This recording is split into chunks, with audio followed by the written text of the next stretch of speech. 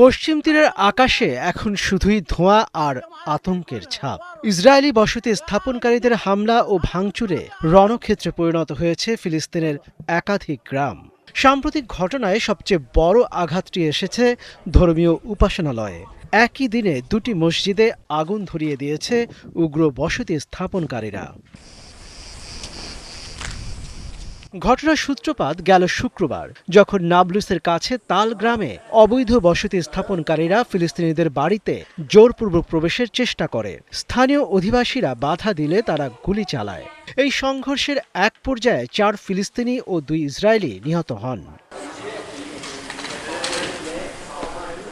ঘটনার পর থেকে এলাকাটিতে সহিংসতা আরও বাড়তে থাকে।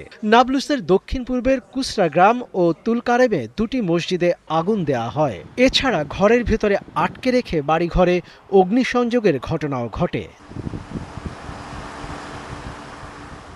ফিলিস্তিনিদের অভিযোগ, এই তাণ্ডবের সময় ইসরায়েলি সামরিক বাহিনী বসতি স্থাপনকারীদের থামানোর বদলে তাদের সুরক্ষা দিয়েছে।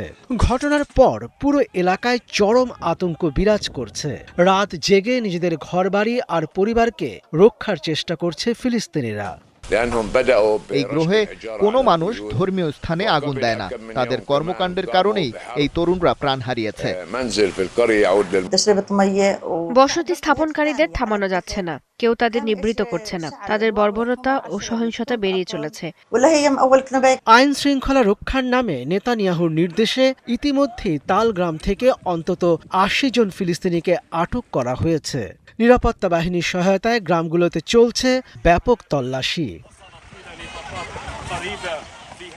ইসরায়েলি সেনা রেডিওর তথ্য মতে চলতি বছরে এখন পর্যন্ত বসতি স্থাপনকারীদের হামলার ঘটনা শতকরা 63% বৃদ্ধি পেয়েছে।